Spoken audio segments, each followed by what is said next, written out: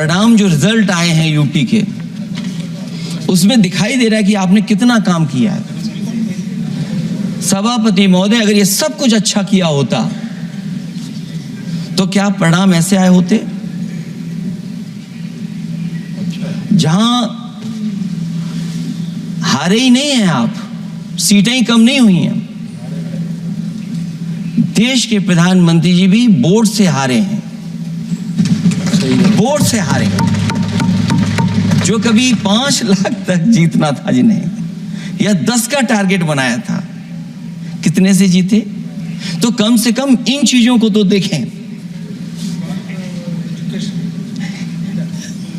मैं जब सुनता हूं सत्तापक्ष लोगों को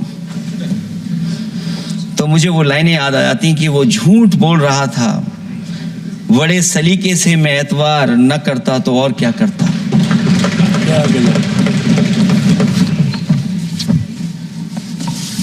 मुझे याद है कि देश के प्रधानमंत्री जी ने जनकपुर में एक झंडा दिखाया था और उस बस में 35 लोग बैठ करके अयोध्या आए थे। सभापति महोदय, उस समय भी मैंने मांग की थी कि जहां से जनकपुर से यात्रा शुरू हो रही है और अयोध्या तक बस से लोग आएंगे तो पता नहीं कितने घंटों में आएंगे।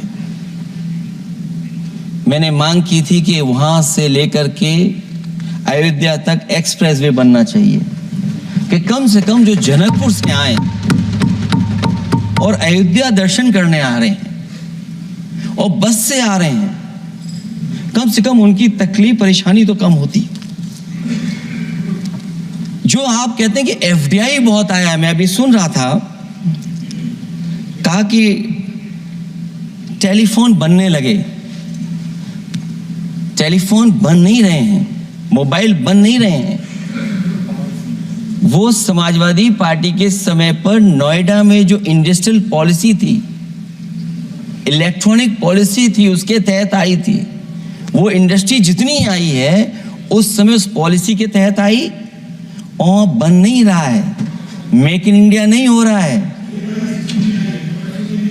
लेकिन जमीन किसने दी है? जमीन किसने दी थी उन लोगों को? बिना जमीन पर हवा में बना दो तो मैं आपका धन्यवाद दूंगा। उस पॉलिसी के तहत वो झूठ बोल रहा था बड़े सलीके से। आप कह रहे हैं कि एफडीआई लाए हैं हम लोग। एफडीआई, अगर पूरे देश का हम एफडीआई देखें